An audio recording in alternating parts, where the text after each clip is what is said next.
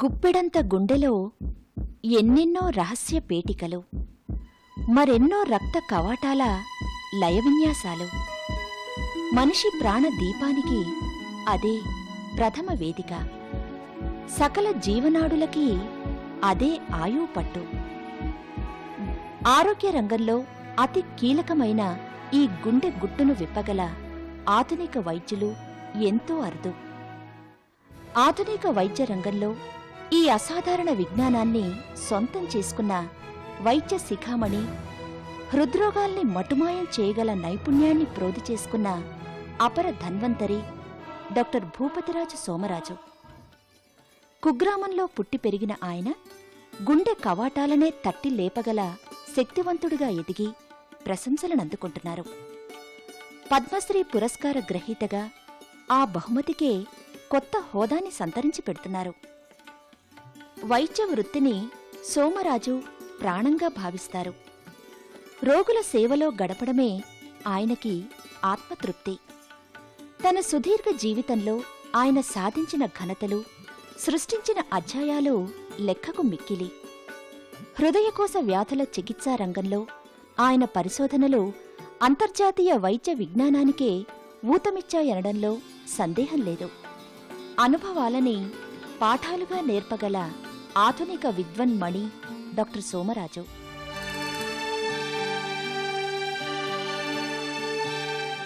ఈ వైద్య శిఖామణి వ్యక్తిగత వివరాల్లోకి తొంగిచూస్తే భూపతిరాజు సోమరాజుగా ప్రసిద్ధులైన ఈ గుండె వైద్య నిపుణులు 25 సెప్టెంబర్ 1948లో పశ్చిమ గోదావరి జిల్లా భీమవరంలోని సిద్ధాపురం గ్రామంలో కళ్లు తెరిచారు. తల్లిదండ్రులు పుల్లమ్మ పుల్లంరాజు, భార్య సుబ్బలక్ష్మి, తనయులు శ్రీధర్రాజు కాశీరాజులు.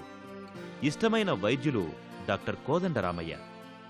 జీవితాన్ని ప్రభావితం చేసిన వ్యక్తి లక్ష్మణరావు. ప్రియనేత నెహ్రూ. మరువరాన్ని మరచిపోలేని వ్యక్తి నందమూరి తారక రామారావు. చిన్నప్పుడు తను పుట్టి పెరిగిన పశ్చిమ గోదావరి జిల్లాలోని సిద్ధాపురం ఆయన స్మృతి పథంలో ఒక స్థిర చిత్రం. చిన్నప్పుడు హై స్కూల్ స్టేజ్లో సిద్ధాపురం అని ఆకివీడు 3 మైల్స్లో ఉండేదండి. వెస్ట్ గోదావరి కృష్ణా బోర్డర్లో ఉండేది. కొల్లేరుకి కూడా బోర్డర్, అది కొల్లేరు లేక్ ఉంది కదా. అది చిన్నప్పుడు స్కూల్కి వెళ్ళాలంటే ఈ రోడ్స్ ఏమైనా ఉండే కాదు, ఎలక్ట్రిసిటీ లేదు, అప్పుడు టెలిఫోన్ కూడా లేదు. సో దాన్ని అలా మేము మా ఫ్రెండ్స్, తర్వాత మా బ్రదర్స్ వాళ్ళు కూడా అందరూ కూడా చదువుకునేవాళ్ళం. ఆకివీడు వెళ్ళాలి ఎడ్యుకేషన్కి వెళ్ళాలంటే. సో దెన్ వర్షాకాలం ఒక 3-4 మంత్స్ ఉండేది. ఆ రోజుల్లో వర్షాలు చాలా ఎక్కువ పడాయి. ఇవాళ బిగిన్ అయితే వర్షం కుండపోతగా వర్షం అంటారే అలా ఉండేది. ఏంటంటే ఒక ఆల్మోస్ట్ 1 వీక్ వరకు సూర్యుడే కనిపించేవాడు కాదు ఆకాశం మీద, అంత హెవీగా ఉండేది వర్షాలు. వరదలు కూడా చాలా ఎక్కువ వచ్చాయి. సో అటువంటిప్పుడు స్కూల్కి వెళ్ళాలంటే నడిచి రోడ్డు మీద వెళ్తే ఇంతవరకు నీరుండేది. బోట్లో వెళ్ళేవాళ్ళం. సో బోటు 3 అవర్స్ అలా పట్టేది. మార్నింగ్ 6కి బయలుదేరితే అక్కడ 9 అయ్యేది. స్కూల్లో కూడా కొంచెం మేము లేట్ వచ్చిన పాపం వాళ్ళు లిబరల్గా ఉండేవాళ్ళం. సో ఈవినింగ్ స్కూల్ 4 తర్వాత 5 తర్వాత అయితే నైట్ వచ్చేటప్పటికి 9-10 అయ్యేది. మళ్ళీ నెక్స్ట్ డే మార్నింగ్ అలా. సో దెన్ అలా చిన్నప్పుడు ఆ జ్ఞాపకాలు అన్నీ ఉంటాయి కదా. సో ఆ సిచ్యువేషన్లో చదవటం అవన్నీ ఇంత కష్టపడి ఏం చదువుతామని చెప్పి చాలామంది స్కూల్ మానేసేవారు. అంటే కష్టపడటం అనేది చాలా కష్టపడి అవి చేస్తున్నారు అంటారు కదా. ఇప్పుడు అవి గుర్తు తెచ్చుకుంటే ఇవన్నీ కష్టంగా అనిపించవు మాకు. కష్టం తెలిసిన వారికే జీవితం విలువ తెలుస్తుంది.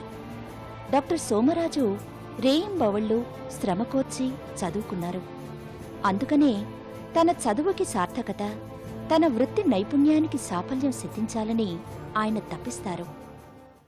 ఉస్మానియా జనరల్ హాస్పిటల్లో నేను అసిస్టెంట్ ప్రొఫెసర్గా ఉన్నప్పుడు తను కార్డియాలజీలో అసిస్టెంట్ ప్రొఫెసర్గా జాయిన్ అవ్వడం 77-78 ప్రాంతాల్లో జరిగింది. అప్పటి వరకు మా ఇద్దరి మధ్య అనుబంధం అలాగనే కొనసాగింది. ఆయన నాకు మిత్రుడు, సహచరుడే కాకుండా ఎప్పుడూ ఆయన నా గురువుగా కూడా ఉండిపోయారు. వారి సమక్షంలో నేను ఎప్పుడు విద్యార్థిని, అది సగర్వంగా కూడా చెప్పుకోగలను. ఇప్పుడు గత 25 సంవత్సరాలుగా ఈ ఊళ్ళో ఉన్న ఏ ఒక్క రోజు కూడా ఆయన 16-18 గంటలకి తక్కువ పని చేయటం నేను ఇంతవరకు చూడలేదు. ఏదో తనకి జబ్బు చేయటం, జ్వరం రావటం కూడా చాలా అరుదుగా జరుగుతాయి. అలా జరిగిన సమయంలో కూడా హాస్పిటల్కి వచ్చి పని చేయటం, ఎప్పుడు తను ముందుండి పనిచేసి వెనక వాళ్ళకి చూపించి నడిపించారు. అది ప్రత్యేకమైన లక్షణం. ఈ పరిశ్రమతోటి ఎన్నో సాధించగలిగారు. అది భావి తరాలకి, విద్యార్థులకి కూడా ఆయన చూసి నేర్చుకోవాల్సిన ముఖ్య లక్షణాల్లో ఒకటి. భారతదేశం వంటి వర్ధమాన దేశంలో వైద్య సేవల విస్తరణ ఎంత ఆవశ్యమో ఆయనకు తెలుసు. ప్రపంచవ్యాప్తంగా ఏటా 1,70,00,000 మంది గుండె జబ్బుల కారణంగానే మరణిస్తున్నారన్న వాస్తవము ఆయనకి ఎరుకే. ఈ గ్రహింపుతోనే తన కృషిని, అధ్యాయాన్ని నిరంతరాయంగా కొనసాగిస్తున్న వైద్య విజ్ఞానవేత్త డాక్టర్ సోమరాజు. 20 సంవత్సరాలకు పైబడిన వైద్య వృత్తిలో వ్యక్తిగతంగానే కాక అమెరికాకి చెందిన పలు విశ్వవిద్యాలయాలు, డిఫెన్స్ సైంటిఫిక్ లెబారెటరీల సహకారంతో ఆయన నిర్వహించిన పరిశోధనలే ఇందుకు దాఖలా. దేశీయంగా పేస్ మేకర్ల తయారీలోనూ, టెలిమెడిసిన్ సౌకర్యానికి రూపకర్తగాను ఆయన సేవలు మరపురానివి. వరల్డ్లో ఫస్ట్ ఇనీషియల్ స్టెంట్ కాయిల్ స్టెంటే. అది చాలామంది పేషెంట్ యూజ్ చేసాం. తర్వాత ఆల్ ఓవర్ ది వరల్డ్ ఆ కాయిల్ స్టెంట్ అనేది కాకుండా ఫర్దర్ డెవలప్మెంట్స్ వచ్చినాయి. ట్యూబ్ స్టెంట్, ఇది మెటల్తో చేస్తారు కదా రెండు కూడా. ఆ ట్యూబ్ స్టెంట్స్ వచ్చిన తర్వాత ఇప్పుడు ట్యూబ్ స్టెంట్స్ యూజ్ చేస్తున్నాం. ఆ coil stent original generation is given up all over the world. అలాగే first generation it's served its purpose, but it is not useful in lot of patients now. అందుకని second generation stent is developed now by us. That we are using. వైద్యుడిగా అనతి కాలంలోనే అనేక మెట్లు అధిరోహించారు doctor Somaraju. Guntur వైద్య కళాశాలలో MD పట్టా పొందింది మొదలు ఆయన దృష్టంతా హృద్రోగ చికిత్సల వైపే కేంద్రీకరించారు. ఉస్మానియా వైద్య కళాశాలలో అసిస్టెంట్ ప్రొఫెసర్గా బాధ్యతలు చేపట్టిన, నిమ్స్లో కార్డియాలజీ విభాగం ఏర్పాటులో కీలక పాత్ర వహించిన, ప్రస్తుతం cardiac education and research foundation care chairman and managing డైరెక్టర్గా వ్యవహరిస్తున్న తన సకల శక్తులు గుండె స్పందనల్ని కాపాడేందుకే వెచ్చిస్తున్నారు కూడా.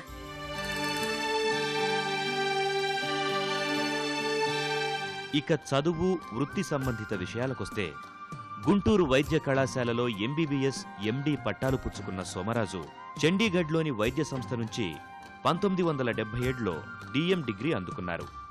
1978 నుంచి 83 దాకా ఉస్మానియా వైద్య కళాశాలలో అసిస్టెంట్ ప్రొఫెసర్గా పనిచేశారు.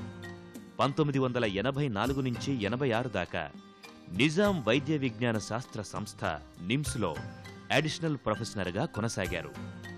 ఆ తరువాత అదే సంస్థలో కార్డియాలజీ విభాగ అధిపతిగా పనిచేస్తూ అందరి దృష్టిని ఆకర్షించారు. తదుపరి 97 నుంచి క్వాలిటీ కేర్ ఇండియా లిమిటెడ్ చైర్మన్గా కేర్ ఆస్పత్రులకు శ్రీకారం చుట్టారు. జ్ఞానానికి పరిమితి లేదు. ఈ సంగతి డాక్టర్ సోమరాజుకి బాగా తెలుసు. అందుకనే ఆయన తనలోని విజ్ఞాన తృష్ణని ఏమాత్రం తరగనివ్వరు.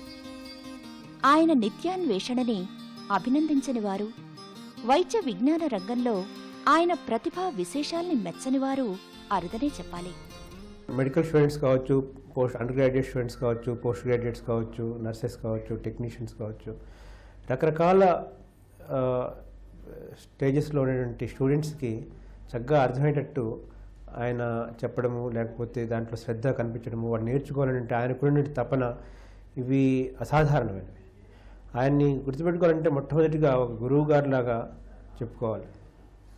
రెండోది, ఒక వైద్యునిగా చెప్పుకోవాలంటే ఆయన దగ్గర నుంచి నేర్చుకున్నది కూడా అసాధారణమైనది. ఆయనకున్నటువంటి ఒక ఉదార భావం కానీ, లేకపోతే స్నేహశీలత కానీ, లేకపోతే ఒక సేవా తత్పరత కానీ,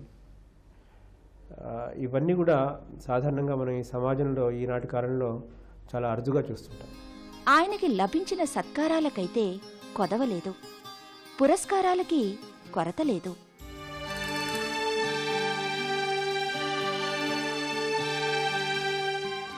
ఈ గుండె వైద్య నిపుణుడి కంఠసీమను అనేక అవార్డులు అలంకరించాయి. 1997లో సైన్స్ అకాడమీ పురస్కారం, 1998లో ఏషియన్ ఇన్నోవేషన్ అవార్డ్, 1998లో ఆండ్రియాస్ గ్రుంజక్ స్మారక పురస్కారం, 1999లో యదువీర్ అవార్డ్, 2001లో పద్మశ్రీ అవార్డ్, 2002లో national academy of medical sciences పురస్కారం ఆయన్ను వరించాయి. And award is always a positive thing that happens కదా ఎవరికైనాను. అందులో naturally one should be happy about it. And I was happy that ఈ any community or society recognize చేసి మనల్ని చేసినప్పుడు డెఫినెట్గా హ్యాపీ. తర్వాత దాని మూలాన మనం ఇంకా మంచి చేయాలనే ఒక రకమైన ఇది కూడా వస్తుంది. అందరికీ వచ్చిన రెస్పాన్స్ నాకు కూడా. డాక్టర్ సోమరాజు వృత్తి బాధ్యతల్లో ఎంత తలమునకలైనప్పటికీ వ్యక్తిగత జీవితాసక్తుల్ని మర్చిపోరు. కుటుంబ సభ్యుల పట్ల ఎంతో ఆదరణ కురిపిస్తారు. చిన్ననాటి మిత్రులెవరైనా చనువుగా పలకరిస్తే కొండంత పొంగిపోతారు. ఖాళీ సమయాల్లో పుస్తక పఠనంలో లీనమవుతారు. వీలు చిక్కినప్పుడల్లా ఇంటర్నెట్లో విజ్ఞాన విషయాల్ని అధ్యయనం చేస్తుంటారు. ఇంట్లో ఉన్నప్పుడు ఇష్టంగా పెంచుకొనే పిల్లులు, కుక్కలతో కాలక్షేపం చేస్తారు. పాటల్ని, సంగీతాన్ని అభిమానించే ఆయన ఆస్పత్రిలోని క్యాథ్లాబ్లో సంగీతాన్ని ఏర్పాటు చేసి రోగులతో పాటు తన సహచర బృందానికి గానామృతం అందిస్తుంటారు. ప్రతిరోజు తప్పనిసరిగా 1 గంట వ్యాయామానికి వెచ్చిస్తారు. దివంగత ఎన్టీ రామారావుతో అలనాడు కలిగిన పరిచయ భాగ్యాన్ని తలుచుకుని మురిసిపోతారు.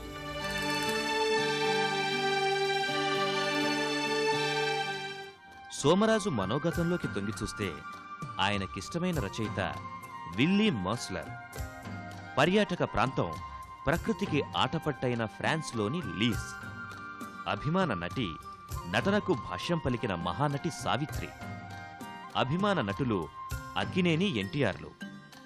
ఇష్టమైన వంటకాలు చికెన్, చపాతీ. హాబీ శునకరాజాలతో చెలిమి. చేదైన అనుభవం చేదును దిగమింగడం. విశ్వాసం ఏదో అతీత శక్తి ఈ ప్రపంచాన్ని నడిపిస్తుందనే నమ్మిక. జీవితంలో ఊహించని సంఘటన నిమ్స్ను విడిచిపెట్టి రావడం. పుస్తక పఠనమే కాదు, రచనా రంగంలోనూ ఆయన కీర్తికి లోటు లేదు. వైద్య విజ్ఞానాంశాలపై జాతీయ, అంతర్జాతీయ పత్రికల్లో 100 వ్యాసాలే కాక క్లినికల్ మెథడ్స్ ఇన్ కార్డియాలజీ అనే వైద్య పాఠ్య గ్రంథాన్ని కూడా ఆయన రచించారు. సోమరాజుకు అత్యంత ప్రీతికరమైన రంగం పరిశోధన. దేశీయంగా పేస్ మేకర్ల తయారీకి ఎన్నో సంవత్సరాలు కృషి చేశారు. గుండె రక్తనాళాలలో అమర్చే స్టంటుల తయారీలోనూ ఆయన పాలు పంచుకున్నారు. ఆధునిక కంప్యూటర్ సహాయంతో గుండె స్ట్రెస్ టెస్టుకు రూపకల్పన చేశారు. ఇక మిట్రల్ కవాటాల సమస్యపై ఏకంగా ప్రత్యేక అధ్యయనమే చేశారు. ఆహారానికి కొలెస్ట్రాల్కు ఉన్న సంబంధంపై ప్రత్యేక పరిశోధన చేశారు. ఇక రచనల విషయానికొస్తే గుండె బాగోగులను సమీక్షిస్తూ అనుసరించాల్సిన పద్ధతులపై క్లినికల్స్ మెథడ్స్ ఇన్ కార్డియాలజీ పేరిట ఒక ప్రామాణిక గ్రంథాన్నే వెలువరించారు. అంతేకాకుండా అంతర్జాతీయ పత్రికల్లో గుండెకు సంబంధించిన వైద్య విధానాలపై 100కు పైగా శాస్త్రీయ పత్రాలు ప్రచురితమయ్యాయి. గుండెని గుడిగా భావించే వైద్యాచార్యులు డాక్టర్ సోమరాజు. గుండె స్పందనని ఏకాగ్రతతో అవగాహన చేయగల దిట్ట ఆయన. ప్రాణదీప ప్రజ్వలన రీతిని మేధోశక్తితో గ్రహించగల విజ్ఞాన ఖని ఆయన. ఇంతటి దీక్షా నిబద్ధుడైనందుకే ఆయనకి సంపూర్ణ హృదయ దర్శనం కలిగిందా అనిపిస్తూ ఉంటుంది. డాక్టర్ సోమరాజు గారు ఒక యూనిక్ పర్సనాలిటీ.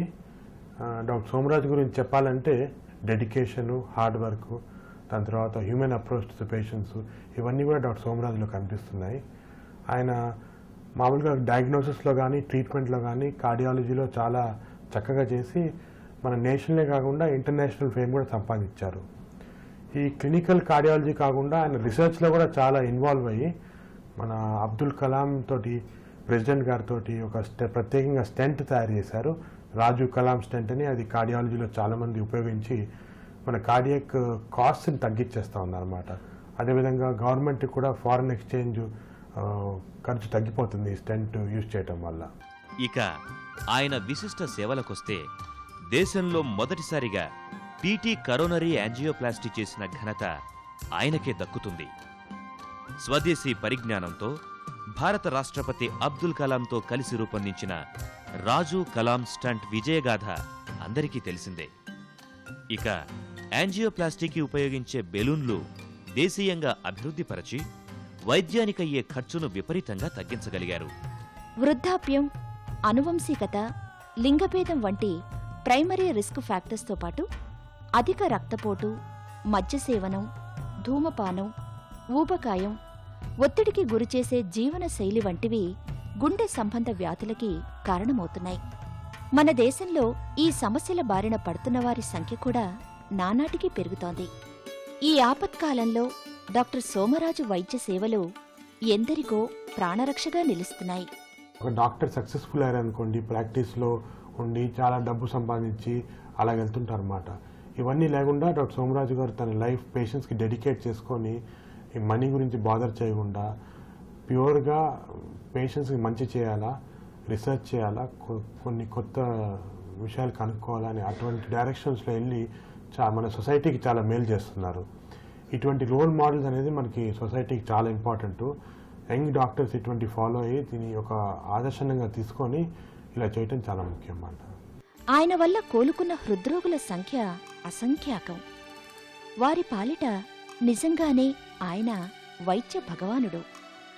ఇంత చేసినా చేస్తున్నా ఆయన గర్వాలు పోరు, అతిశయాల్ని దరిచేరనివ్వరు. తన కారణంగా బాగుపడ్డ జీవితాలే తనకి ఎనలేని సంతృప్తినిస్తాయని చెప్పుకునేంత వినమ్రుడాయన. Average practitioner of cardiology, same అలాంటి కార్డియాలజిస్టులు చేయగలిగిన బెస్ట్ థింగ్ ఏంటంటే patient point of view, available technology, available research results మనం యాక్చువల్గా పేషెంట్కి అప్లై చేయగలిగితే అది బెస్ట్. అది సరిగ్గా చేయగలిగితే దట్ ఇస్ అన్ అచీవ్మెంట్. ప్రజల హృదయాల్ని గెలుచుకోవడమే వైద్య వృత్తికి నిర్వచనమని తరచూ చెప్పే డాక్టర్ సోమరాజు మాటలకి ఆయన జీవితమే తొలి ఉదాహరణ. డాక్టర్ అనే దానికి అన్నిటికంటే ముఖ్యం ఏంటంటే you should have that empathy. అంటే you should like human beings, not hate them. First requirement. And then proper knowledge of the subject of medicine, thorough knowledge అవసరం, అది యూజ్ చేయగలగటం. తర్వాత skills, ability to use those skills. తర్వాత ability to teach others and spread this knowledge to our students and teach patient and patient attendants, prevention, disease, అవన్నీ. తర్వాత always believing that in the best interest of the patient. ఇప్పుడు modern medicine తీసుకుంటే another opinion whenever you are uncertain, second opinion తీసుకోవటం అనేది అది లిబరల్గా చేయగలగాలి. ఆయనకుంటే ఒక ఉదార భావం కానీ, లేకపోతే స్నేహశీలత కానీ, లేకపోతే ఒక సేవా తత్పరత కానీ, ఇవన్నీ కూడా సాధారణంగా మనం ఈ సమాజంలో ఈనాటి కాలంలో చాలా అరుదుగా చూస్తుంటాం. సో ఆయన్ని ఒక గొప్ప మానవతావాదిగా, ఒక సహోద్యోగిగా, ఒక వైద్యునిగా, ఒక గురువుగా అనేక రకాలుగా ఈ గత 12-13 సంవత్సరాల్లో ఆయన దర్శించడం జరిగింది. ఒక గ్రూప్ ఆఫ్ డాక్టర్స్ తోటి కేర్ హాస్పిటల్ ఎస్టాబ్లిష్ చేసి దీన్ని చాలా నేషనల్గా కానీ ఇంటర్నేషనల్గా కానీ చాలా పేరు తెచ్చుకున్నారన్నమాట. ఒక విధంగా చెప్పాలంటే డాక్టర్ సోమరాజు గారు మెడికల్ డాక్టర్స్కి అంతా ఐకాన్. అంటే ఈ ఐకాన్ అంటే అందరు ఫాలో అవుతుంటారు అన్నమాట, ఈ స్టేటస్ రావాలా మేమని. సో ఒక విధంగా ఈ క్యారెక్టర్స్ ఆర్ వెరీ యూనిక్. చిత్తశుద్ధి, చురుకుదనం, సహచర బృందానికి స్ఫూర్తిగా నిలవటం, మనిషి స్వభావాన్ని అంచనా వేయగలగటం వంటి ఉన్నత లక్షణాలున్న వారే ఉత్తమ వైద్యులు కాగలుగుతారు. ఈ లక్షణాలన్నీ సంపూర్ణంగా ప్రకాశించే ప్రతిభాశాలి డాక్టర్ సోమరాజు. ఆయన జీవితం సదా ఆదర్శనీయం, జాతికి మార్గదర్శకం.